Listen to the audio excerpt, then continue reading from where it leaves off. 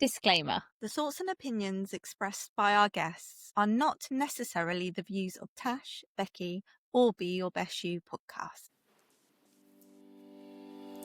Hey there, lovely people. Welcome to Be Your Best You with Tash and Becky, your go-to hangout for all things spiritual, subconscious, and downright magical. We're here to sprinkle a little mystical wisdom into your everyday life and help you level up your reality. Picture this as your cosmic coffee date, where we chat about the unseen world, blend in some psychology vibes, and stir up the subconscious magic. Get ready to be the queen of your own reality, live a life that lights you up, and have a blast doing it. So grab your latte or your tea and let's dive into another episode of Be Your Best You, where the mystical meets the mundane and your best life awaits. Cheers to creating magic together. Let's do this. Hey guys, can we ask you a favour? Can we ask, if you haven't already, please make sure that you're following us on Spotify and Apple Podcasts so you can get updated with all the latest episodes every week when they come out. You never know, it might just be the thing that you need to hear at that time.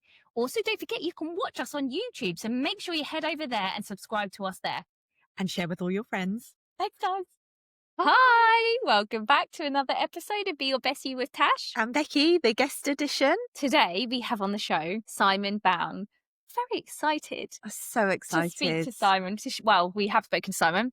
Very excited to share Simon with you. So Simon is a clinical hypnotherapist. He does past life regression. He's got a really successful podcast, and he is an author of the book Verified Near-Death Experiences, Proof of an Afterlife.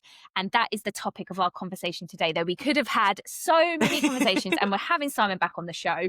But today we are specifically talking about near-death experiences and, the proof of an afterlife, that consciousness continues. It's fascinating. Awesome. Everyone is going to love this one as much as we did, hopefully. I really hope so. And Simon has just spoken to so many people who have had near-death experiences. And so he's just got so many stories to share with you. And we just hope that it brings you as much comfort as it did for me when I was listening to them when I lost my mum. And actually, Simon was one of the podcasts that I used to listen to. And so in an interesting synchronicity and turn of events, he's now come on our podcast, which is just very special to me. Magical. So we hope you enjoy, guys. And today we have on the show Simon Bown. Simon, welcome. Hi, Simon. Yeah, it's great to be here. It's lovely to talk to you. Oh, Simon, we're so excited to talk to you. And I just have to say, before we start, we were just talking before we hit record. And I've actually been listening to Simon's podcast for the last 5 years since I lost my mum. And his podcast was one of those podcasts I had in my ears all the time. I was waiting for the next episode to come out. Yeah, I'm super excited to speak to Simon because it's a little bit closer to my heart, this one. So thank you, Simon. Thanks for coming on. Yeah, you make me nervous now. I hope I live up to it. You've got high expectations, Simon. No. So, Simon, before we dig into our topic for the podcast today, could you just tell everyone a little bit about who you are and what it is that you do? Okay. Well, I'm a hypnotherapist and a podcaster and an author. And in hypnotherapy, I specialize in taking people through past life regression. I've done hundreds and hundreds of sessions, and I do them all on Zoom, and they're really effective. With the podcasting, I've got a podcast called Our Paranormal Afterlife and one called Alien UFO Podcast. And I was looking at it the other day, I've done 900 episodes, which I can't believe myself. And it's still fascinating to me. There's new stuff coming up. It's brilliant. And my book's called Verified Near-Death Experiences, which came out in March. And it's all about near-death experiences where there's some kind of verification event where it's like somebody leaves their body and they see something, and then when they're resuscitated, they talk about it, and people say, but you couldn't have seen that. You were dead when that happened. So it kind of verifies they were out of body. So they're the three things that I do. Amazing. And honestly, there's so many conversations that we could have with you that I'd love to have. But for this podcast, I'm keeping it to the near-death experiences, because as I explained, so your podcast was one of the podcasts that I was listening to, but when I first lost my mum and I kind of dived into this world of spirituality or the unseen world, however you want to, play it, near-death experiences, and I've said this before quite a few times on the podcast, haven't I? They were pivotal. They were the first step for me in understanding that life continued after death, which was something that I kind of really needed in that time when I was going through the loss of my mum. And, I was just astounded by the evidence and the stories and the similarities in the stories of these near-death experiences. And I couldn't deny it. It just completely shifted my belief. And I just think that I would just love to share with as many people as possible that same thing, to help people understand that this isn't the end, because it changes your life in so many ways, doesn't it? But I'm going to stop. I'm going to stop talking now. But I'm really She's so passionate. passionate. So Simon, so obviously you've written a book about it. So can you just tell us a little bit about kind of what you've included in the book and how you've gone about that? And I'm assuming you've collected and collated a lot of people's experiences in it. Yeah, most of the people in the book have been a guest on my podcast, so I was able to talk to them personally about all their whole experience. And then when I was writing the book, I did further Zoom calls with them to talk about everything that happened. And then when I finished their chapter, I sent it to them so they could check it to make sure it's accurate. So there's 30 in the book, and say 25 of them are people that I've talked to. Wow. So it's not just watching YouTube videos or listening to podcasts and putting it together. Mm-hmm. And they verified that it's all correct, what I've put. That's really nice. And there's some famous cases in there as well that are really quite good. But some of the people I've talked to have just had amazing experiences. There's the first chapter in the book is Barbara Bartolome, and she's a great example that she had a problem with her back and they were going to operate on her spine, but they wanted to do a test where they inject some dye into her spine right here. And then what they would do is she would be on this bed and the bed would tip up. And so her head would come up and the dye would go down her spine, and where they could see if there's any leakage so they knew where to operate. But the guy operating the table, he was looking at a monitor on the other side, pressed the wrong button, the table went the wrong way, and all the dye went into her brain and basically killed her. So that's when her heart stopped and her brain flatlined, and they went bananas, and they called in a crash car, and another guy came running in, and they set up this heart monitor that showed it was flatlined. And I talked to Professor Eben Alexander, who was professor of neurosurgery at Harvard Medical School. He said to me that when your heart stops, it's about 20 seconds and your brain flatlines, and that it's impossible to make and retain new memories when that happens. And yet she was up on the ceiling watching everything that happened. There were 2 surgeons in there and the 2 nurses and this guys that were doing the kind of x-ray stuff. And so when she was resuscitated, she was saying, like, what just happened? And they were saying, all right, calm down, we've got to stabilize you. And then we took the mask off. And she said, but I saw you do this and you did that. And then you came over here and you did that. And she was talking about how the surgeon, because there were 2 surgeons, one's an osteopathic surgeon, and the other surgeon had hit her in the chest. That had what has got her chest going. I think she called it a precordial thump or something. Yeah. And he did it twice. And the thing was, this neurosurgeon stood next to the bed and he clenched his hands and his teeth and he goes, I'm not going to stand here and listen to any of this nonsense. And he stormed out the room. But then the other surgeon sat with her and said, what did you see? And she said everything she said was verified of what these people had done while she was dead. And she had a bit more of spiritual stuff happen with a spiritual being that showed up she communicated with. And so that's a good example of all these different cases in my book with all these different verification events. And that was a case where she was just there. She didn't go on from that space into a more spiritual experience. But there are skeptics who could say, well, maybe she had some kind of consciousness and maybe she heard stuff and she hallucinated these things. But I've got a number of cases in my book where people see things that are nowhere near their body. There's one guy in the book he sees stuff in an apartment 7 kilometers from the hospital. So these verification events are very hard to argue against, particularly like with Barbara. She's in the operating room, so they have records of exactly what time this happened and that happened, and they could confirm she knew stuff she shouldn't know. Yeah. Wow. And do you find when these people have been through the near death experiences, they come back with a new sense of purpose in life and go on to do, important things?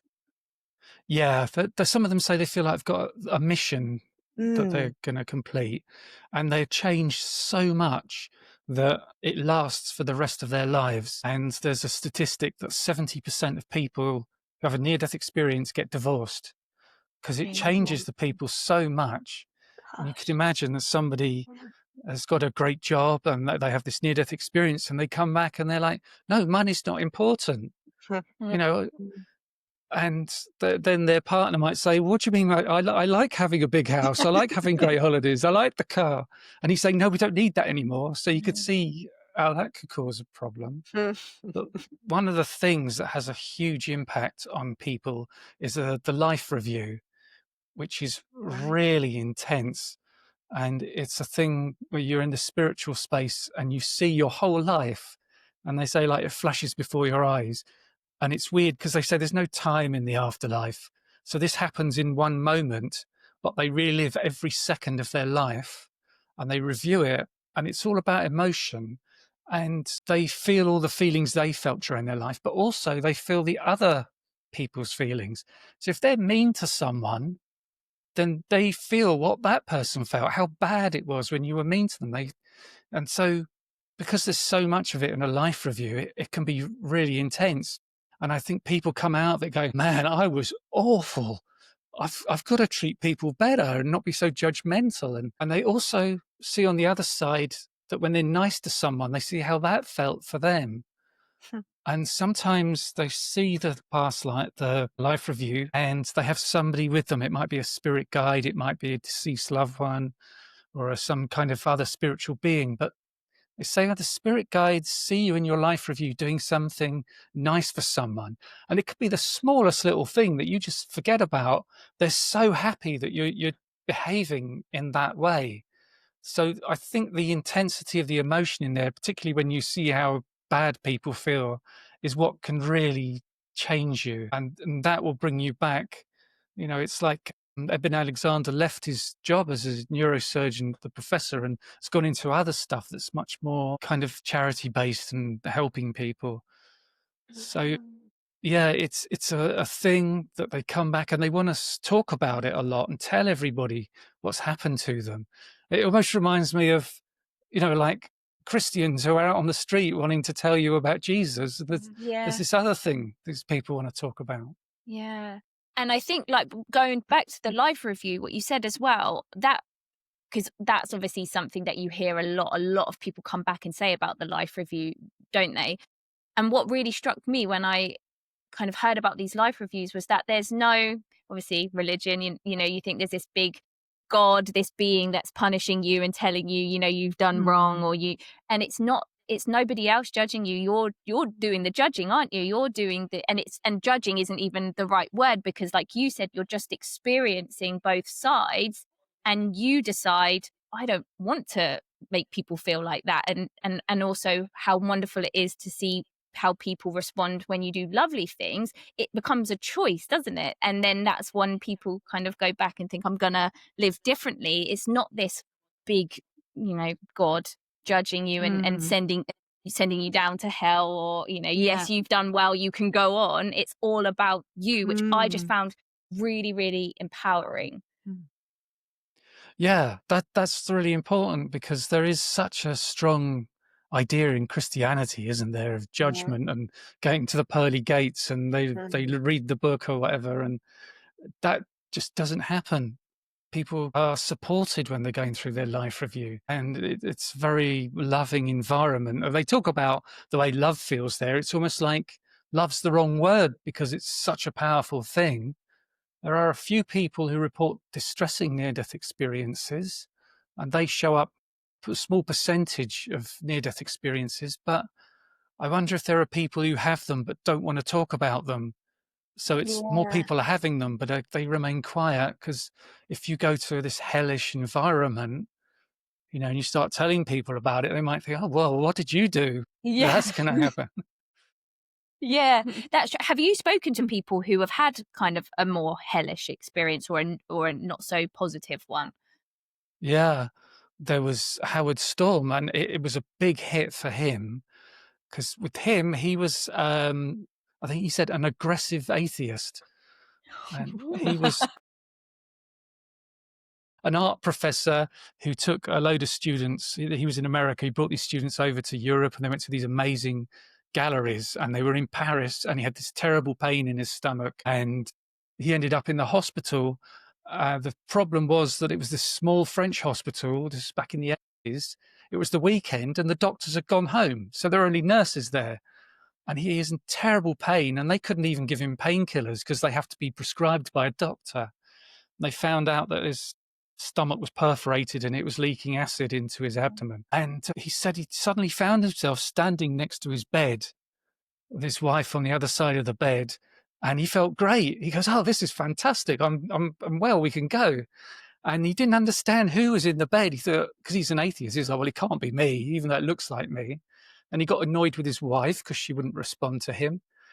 And then there were these voices in the hallway outside the hospital room saying, "Come on, it's time to go. Come on, Howard, time to go." So he went out, and he said there were these ordinary looking people there, men and women. And they said, "This way." And they started walking down the hallway. And he says he remembers thinking, "I'm sure the hospital wasn't this big. This hallway goes on forever."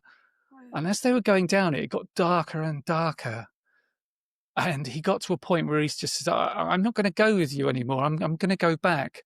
And they grabbed him and they started swearing and they were pushing him forwards. And he got to this space that was complete darkness. He couldn't see a thing.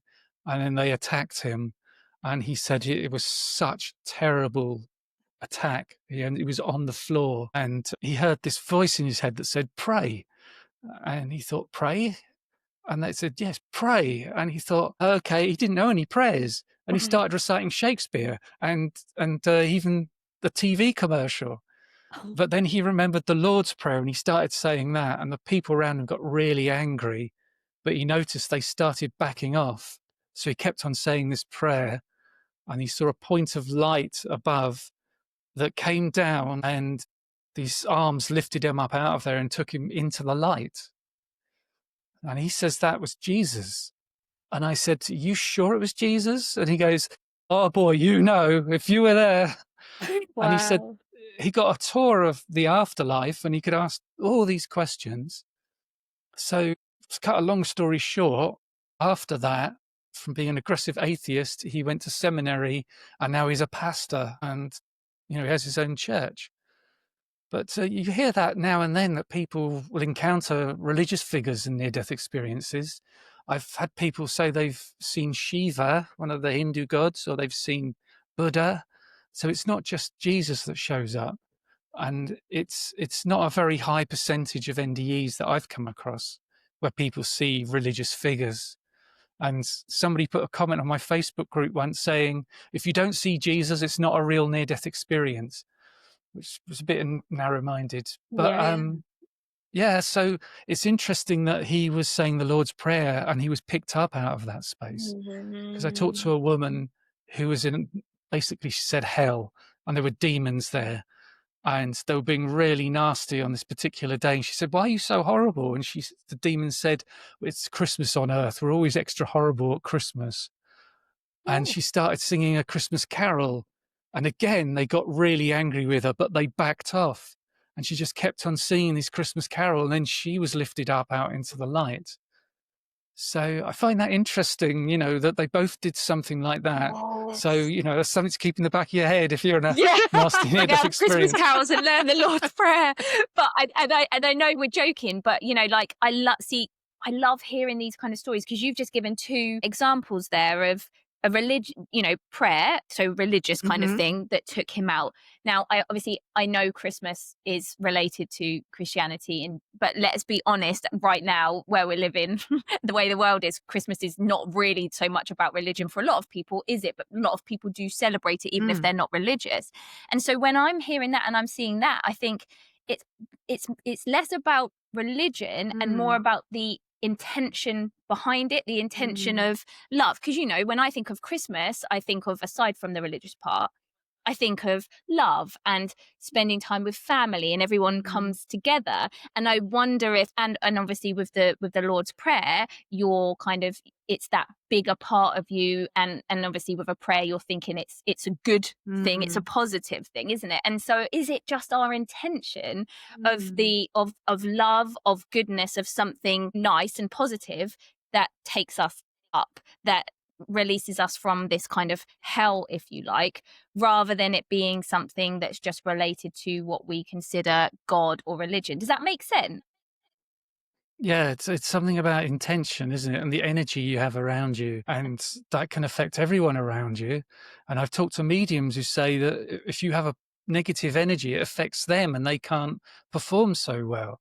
And people in near-death experiences have talked about seeing prayers in some way, like it's a beam of light or it's a ball of light, and that they do connect in some way. But yeah, I've never been religious, so I don't know what to make of it.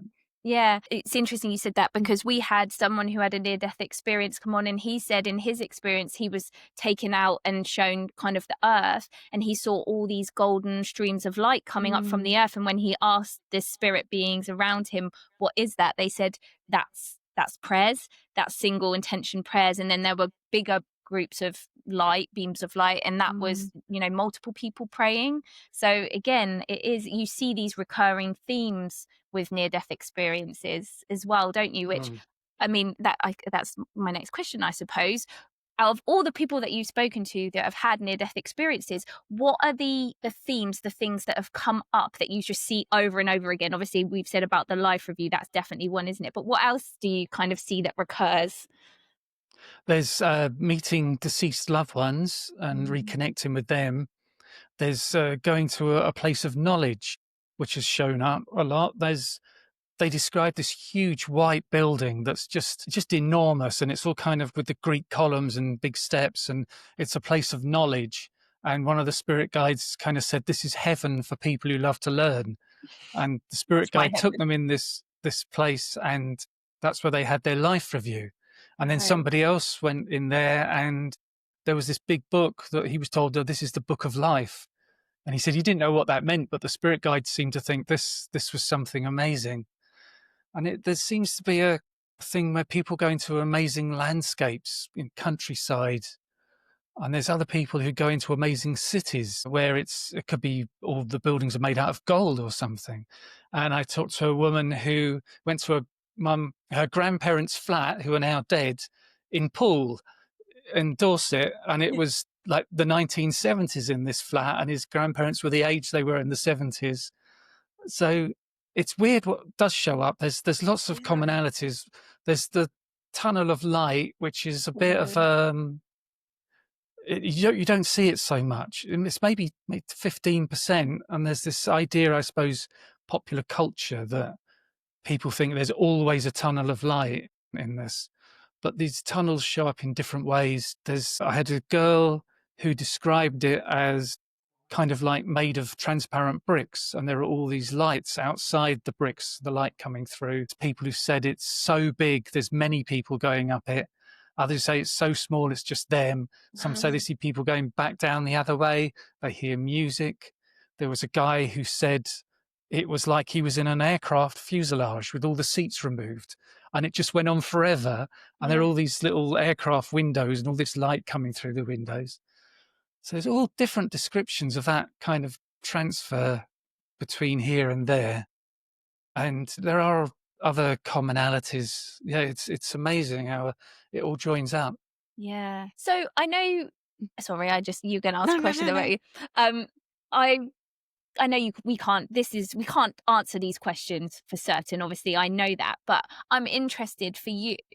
What do you think with near-death experiences, and again, you've spoken to a lot of people who have had them, what do you think that's not what I'm trying to say. Do you think that everybody's near-death experience is kind of created from what they expect? Like, I wonder, when you said about the airplane fuselage, did that guy like planes, or was he a pilot? You know, was it relevant to him? Because like you said, and I've seen this from listening to them, there's all these very common themes like the tunnel of light, but everyone has their own little kind of view of them. Do you think that we're kind of creating our own afterlife? Yes, in a way, I think that's right. With the near-death experience, I think it's, I kind of think it was the theatre of the near-death experience, that your spirit guides or whoever's creating the near-death experience, they know you so well, they'll give you exactly what you need. And so people with distressing near-death experiences, maybe that's what they need. And it's almost like, for a lot of people, the NDEs are a spiritual kick up the arse to move them, like change their life. And when it shows up like this, it's just amazing. And there was a woman I interviewed called Nancy Rhines, and she was in this amazing space that was countryside with mountains in the distance. She said it was so amazing, and her spirit guide was with her, and she turned around and the whole place, the whole landscape was just dissolving away into a mist.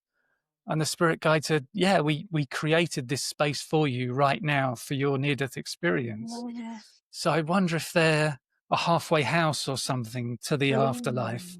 And it's all created like that. But here, when you get to the afterlife, you kind of get what your mind state or what your subconscious gives you. There's a place that's called Summerland that was seen by the Society for Psychical Research back in the 1890s and early 20th century, and they'd be talking to mediums and doing seances, and people would be describing the afterlife as this almost like wonderful English countryside where they could sit and have tea and cake, and it was a beautiful day every day. And they called it Summerland.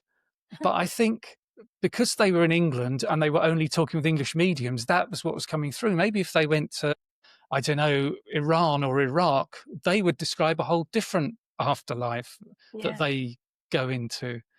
So then I also think that after a while, you're there and you have a human body and you can make it how you like. So people say when they see their deceased loved ones in a near-death experience, they're always a lot younger and healthier.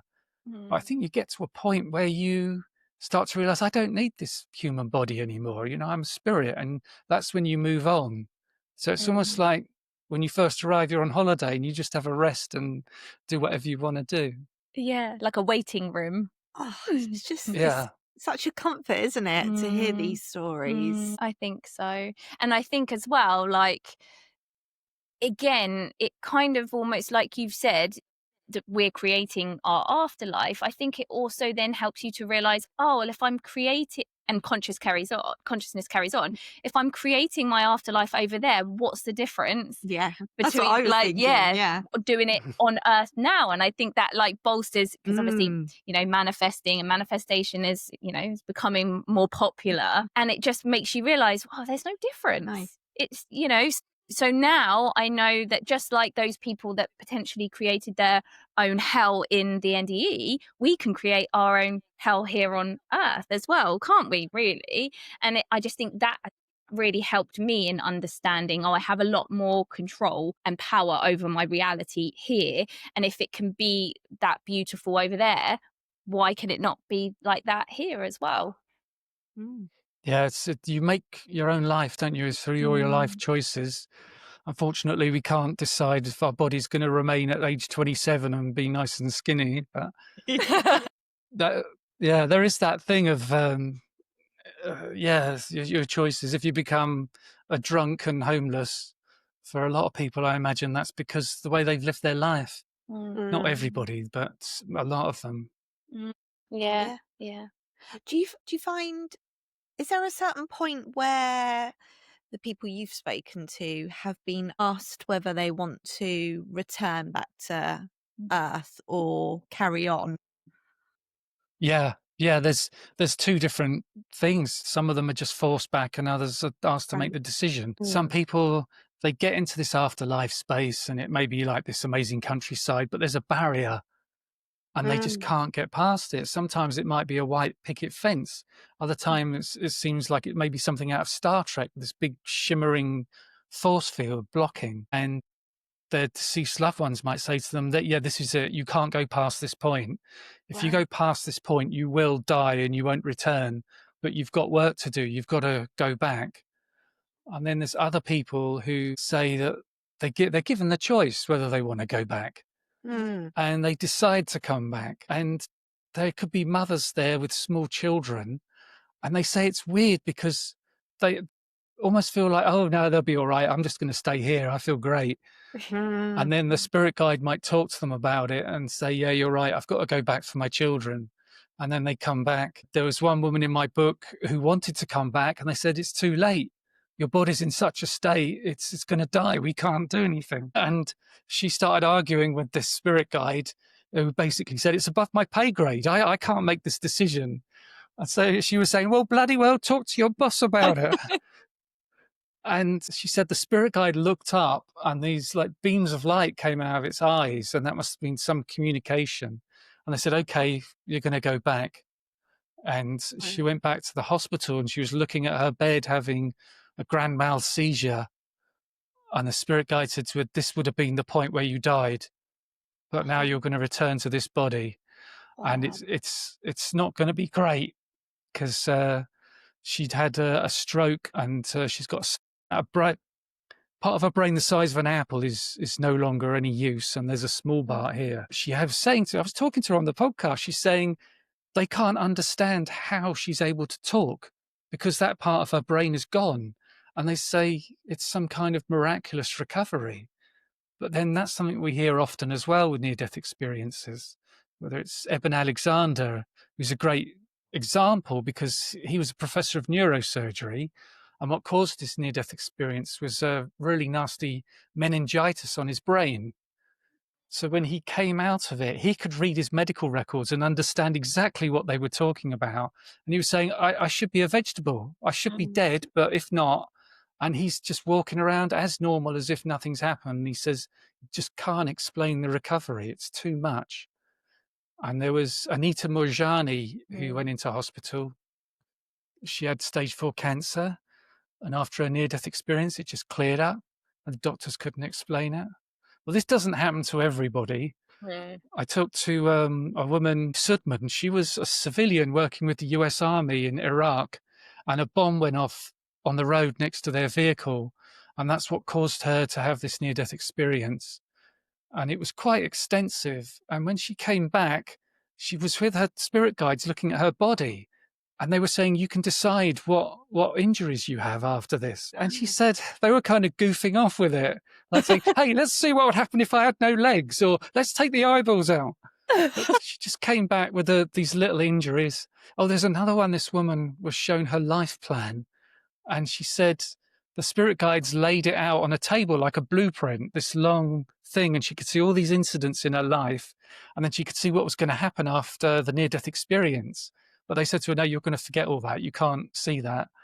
But you might be able to change something. And she saw that she was going to have chronic illness for the rest of her life. And she said, I'll take that out. And they said, okay, you won't have the chronic illness. And she doesn't. That is just crazy, isn't it? Like, it just makes my mind just go, oh my gosh, there could be so many reasons for someone to experience an NDE. Because like you said, it's like a spiritual kick up the backside sometimes. Like my mind goes, well, what if her soul kind of pulled her out as well because it knew it didn't want to have a chronic illness, or it didn't need to have it anymore. It may have chosen, before she incarnated, to have this chronic illness to learn something, but maybe she decided she didn't need to learn it anymore. So let's just pull you out, make a few changes and go back in. It's just so many things to because you hear all these things and it's crazy. And I think I heard one, I think it was a lady who died in a near death experience in a rafting accident, a whitewater rafting accident. And when she had her experience, they told her that when her son, who was actually a little boy at the time, was 17, he was going to die. And then she came back and sure enough, on his 17th birthday, I think he had a car accident or something. And I just think, gosh, that's a heavy burden to bear. And I wonder why her soul or her spirit guides chose to let her know that and live with that. Yeah.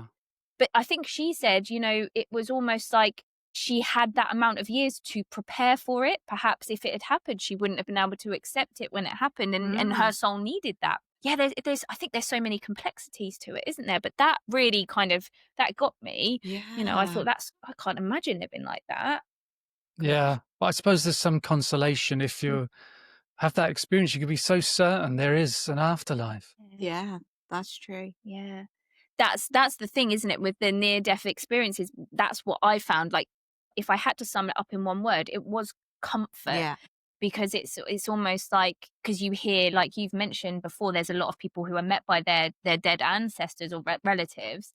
It's almost like it's not a goodbye forever, it's just a goodbye for now, and that you will see them in some kind of capacity again. Yeah, it just gives you that little bit of comfort. You know, I know that it really helped, because 2 years after I lost my mum, I lost my auntie, who, she was like a second mum to me, and the grief was very different. Obviously, I still grieved for her and I still had all the human pain, but there was something different in me at that point than when I lost my mum, because I just thought, I'll see you again soon, you know, and even though I can't see you now, I trust that you're there. And that just gives you so much comfort when you're dealing with grief. I think that's you know, one of the huge reasons why I am really passionate about sharing NDEs with people, because it was just such a comfort for me. Yeah. And I was sort of the same. My mum died in the early 90s, but I've been reading so many books about all kinds of things. And I used to go to the College of Psychic Studies in London. And it wasn't that I was a student there, but there were lots of people there learning mediumship and channeling and past life regression. And you could go and pay a little bit of money and sit with them. They could practice on you.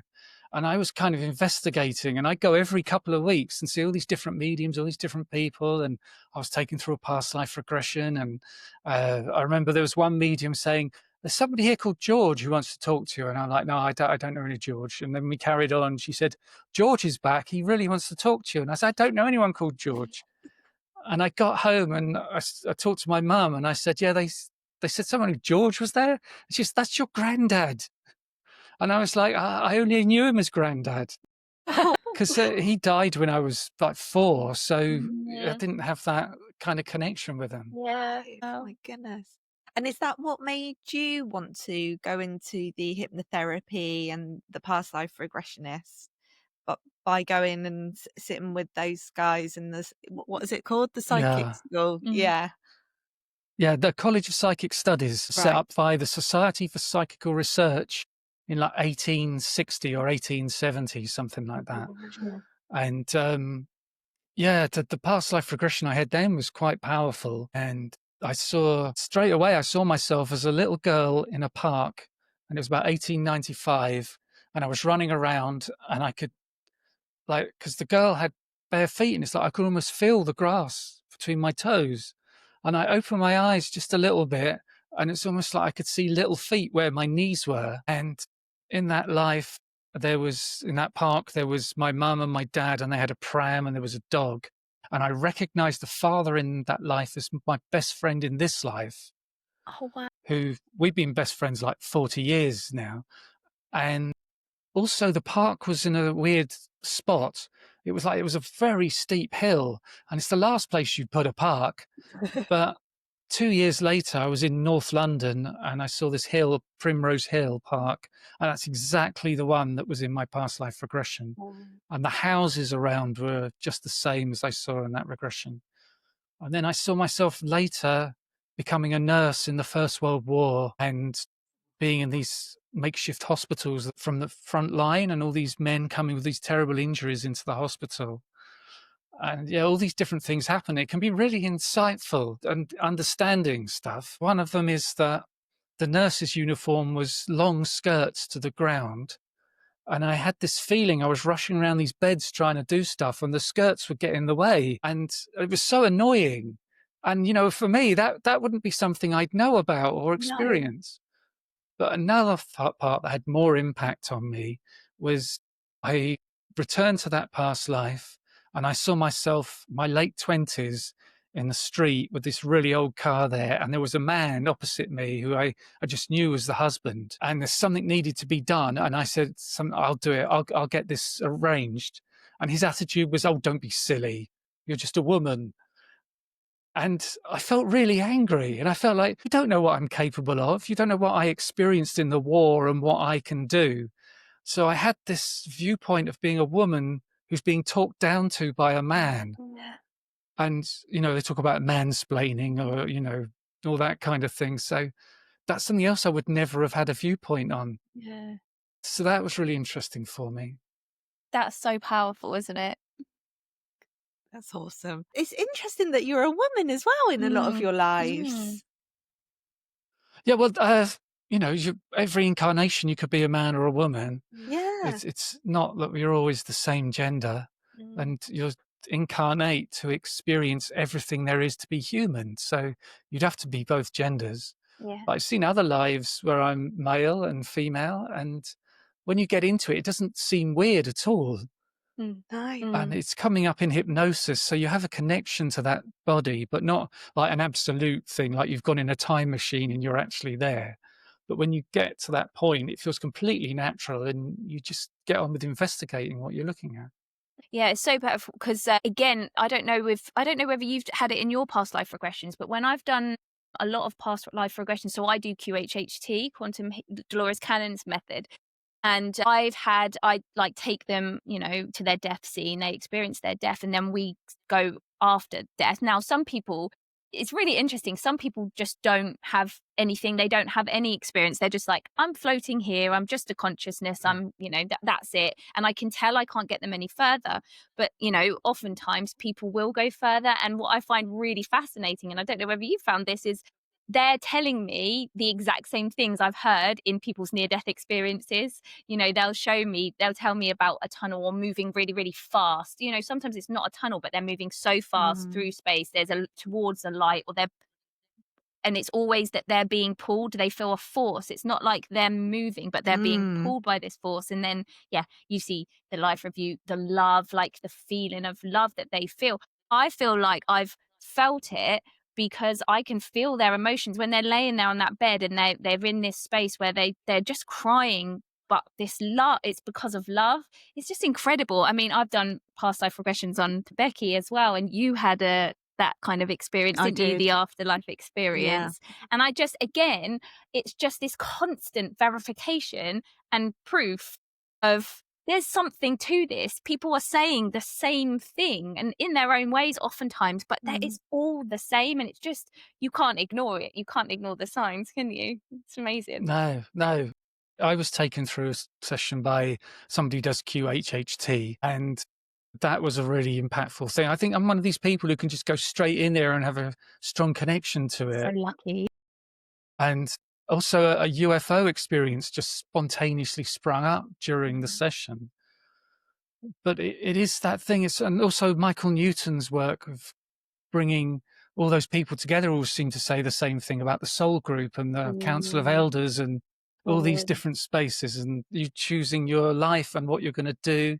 And I remember being in a space where I had to choose my body for this life. And for me, it was being in a department store, and they had all these bodies in glass cabinets, and I could walk past and choose which ones I had. Oh, wow. So when you were choosing your body, what was it that you were basing your choices on? Well, I remember one thing is that I chose to have a very strong body, but not strong muscular, one that's strong at fighting off illness. Wow. And would recover quickly. I remember that, but I don't remember much else about the body choice. Yeah. But that's fascinating, isn't it? How interesting that I'm going to choose to have a strong body that can fight off illness. That's really cool, isn't it? I haven't heard that before. I haven't had anyone where they've been at that point of their choosing of their life. So I think that's really cool. Yeah. It takes a whole nother meaning to your meat suit that you like to say. I could just see them in all these glass cases now. That's amazing, isn't it? Yeah. Wow. So, I know. It's just so huge, isn't it? There's so I could talk to you all day. No, I really could, because you mentioned the you had a UFO experience as well, and that's like a whole another kind of like avenue to go down, because a lot of the QHHT sessions that I've done, people have gone back to past lives on different planets and as different alien beings, and some people have had, like, you know, alien encounters as well. They've gone back to that, and I think that's just a whole nother thing that we can't even understand, because when we think about, you know, kind of consciousness continuing, we think of it as a human, don't we? But I think there's a whole nother, you know, avenue Yeah. there.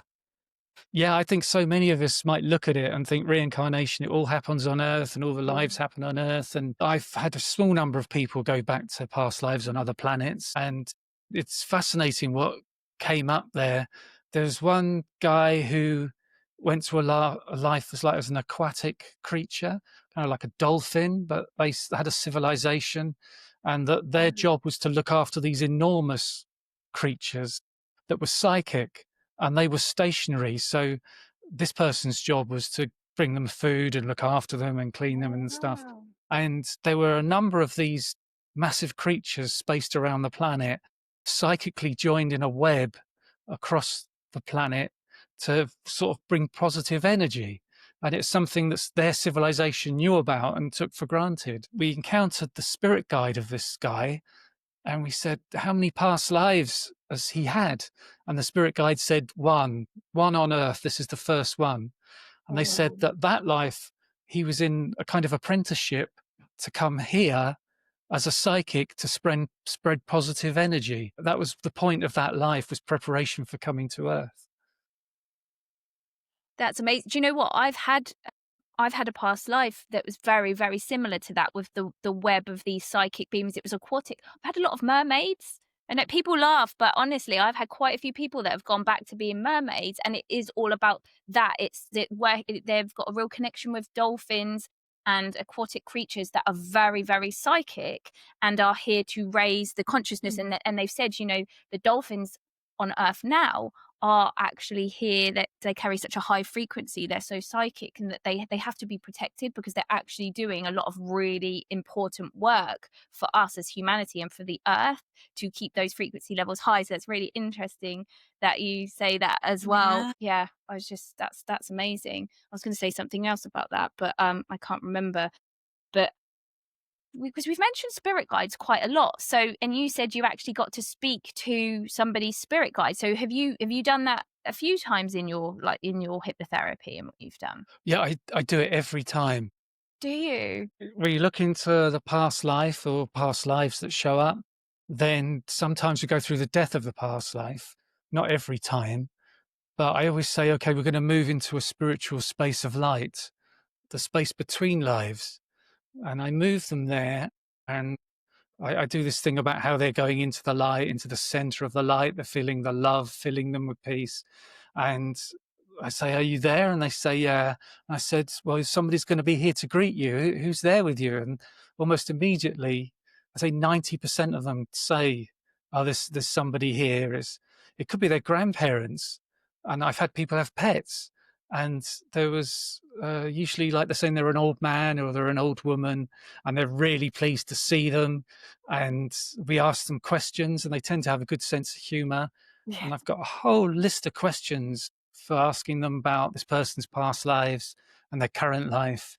And I ask them before we start the session, do you have questions for your spirit guide?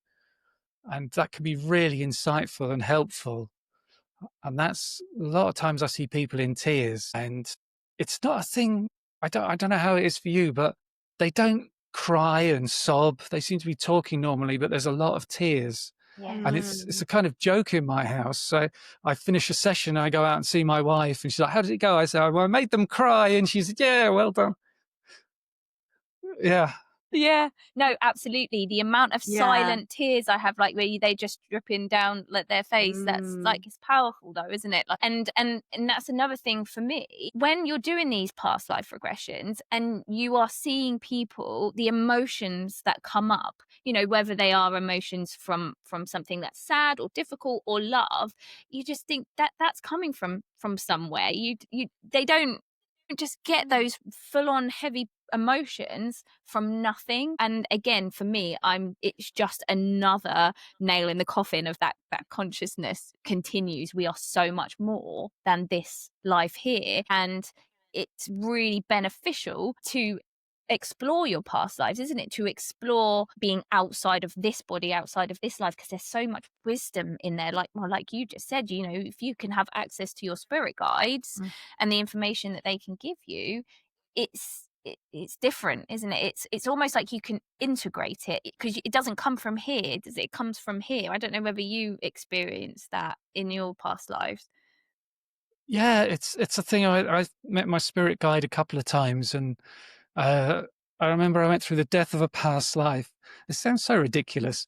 And I got to this space where it was like a disco, and it had the lighted floor and everybody's dancing, and there's a disco ball, and my spirit guide came dancing over, doing the Macarena and walking like an Egyptian. And it was a thing, it was like that. This was my soul group, and it was a celebration that I'd returned. And the soul guide was really happy to see me. And then they started flicking into different people. And I saw different ages, different genders, and just changing it like so fast. And it was almost like they're saying to me, these are who I have been. If you see me now as a guide, this is not just me. I've lived all of these past lives as well. Wow. And there's a woman in my book who, she was in this space during her near-death experience. And off to her left, she said, there's all these people in all different clothes from all different periods of human history, and some look like they're from the future, some don't even look human. And then she said, I suddenly realized they're all of my lives, and I could sense a part of my soul in all of them. But it wasn't a thing where she communicated with them, but it's like they just came to see her at that point. Yeah. So it's the thing, yes, with near-death experiences, you see reincarnation showing up now and then as well. Yeah. And that's really, going back to your disco thing, I just think that's brilliant, because I do genuinely think we take ourselves so seriously. Everything's so serious here, isn't it? For good reason. It's tough being on Earth. I appreciate that. But whenever you mentioned it earlier, whenever you seem to talk to these spirit guides, or when I'm channeling through the higher self in the QHHT sessions, there's so much humor there. They're always cracking jokes. It's always funny. And I just think, again, they're probably trying to remind us, hey, just loosen up a little bit, have some fun. Yeah, that's the impression I get. And the thing about my spirit guide is I see them as this guy, and they were quite friendly and happy. And then they morphed into a woman, and that was very serious. And so the next time I saw the guide and they morphed into a woman, I thought, I'm in trouble here. What's going on? Yeah, that's funny. And again, like what you said with that lady who kind of saw, future lives, past lives, that's another thing. And I know we haven't got time to go down there, but we always say past life regression, don't we? We're past life regressionists, but actually all lives are happening at the same time, aren't they? And so I have had future lives come through too, because there is no time outside of Earth.